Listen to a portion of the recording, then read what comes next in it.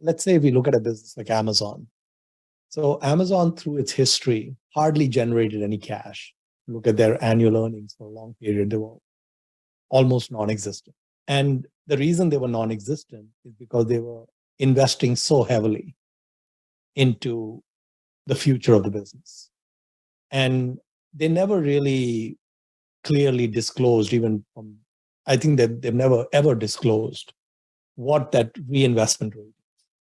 So we cannot look at the financials of Amazon and come up with a number saying X amount has been spent on growth or X amount has been spent, which could have been distributed or have other uses. So they don't break that out.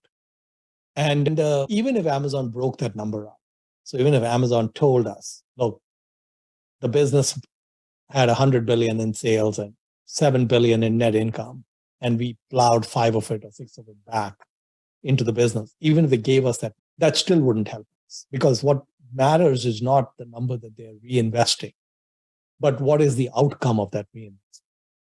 And so with Amazon, we've got two problems. We don't know the number that they're reinvesting, and we don't know what the trajectory of that reinvestment. The correct way to think about a business like Amazon is to not even think about intrinsic value, is to basically say, okay, I know that they keep throwing things against the wall. I know that a lot of things they throw against the wall don't work. But the way Jeff Bezos used to do that is that the bet sizes were small when they threw stuff against the wall. So if things didn't work, they could write it off and move on.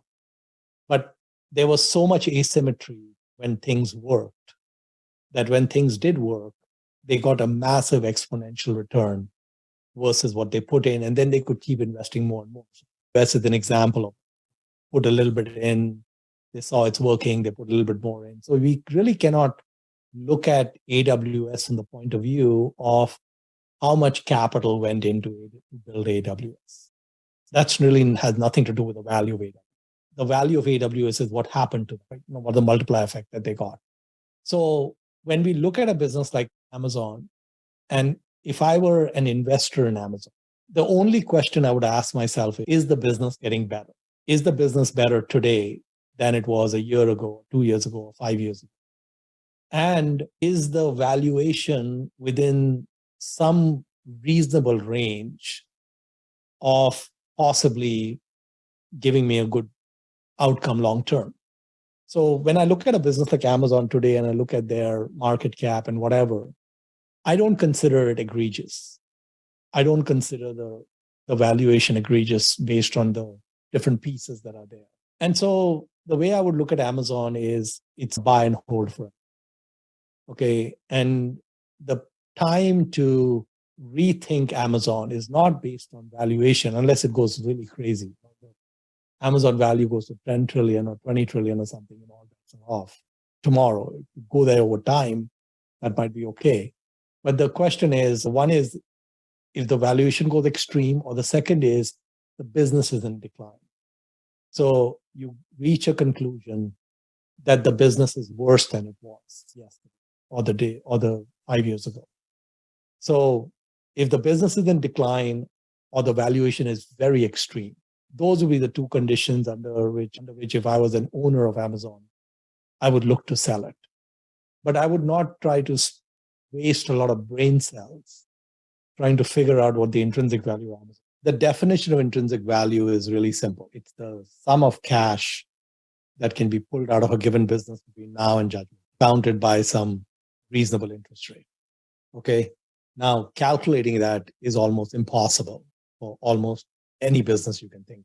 There's a very small sliver of businesses where you could actually get some kind of handle around what that cash generation is going to be over that period of time. I was actually misled. And I think Ben Graham, because he came out of this shell shock of the Great Depression and the huge collapse in prices in the 1930s, he anchored very heavily on intrinsic value. And he didn't even anchor on intrinsic value. He anchored on a subset of book value. And so basically his perspective was that a business should not be beyond what you might get in a liquidation for that business. And that's actually, in my opinion, the wrong way to think. Valuing an emerging tech business is far more difficult than valuing traditional companies. Many of these businesses have little to no margins, negative free cash flows, and are focused entirely on rapid revenue growth. Mohnish Pabrai explains that old school valuation method often fails when analyzing these kind of companies. He says instead of focusing only on profits today, investors must understand where the company is reinvesting its money. Is the business spending aggressively on innovation, technology, and R&D that can create a long-term moat, or is it simply burning cash on marketing to artificially boost the revenue numbers? Pabrai points to Amazon and the rise of Amazon Web Services as a great example. For years, AWS looked expensive and difficult to value using traditional metrics, but its reinvestment into infrastructure and efficiency created one of the most profitable businesses in the world. Emerging tech investing requires a different mindset. Investors must look beyond current earnings and focus on quality of reinvestment, scalability, and future economics of the business.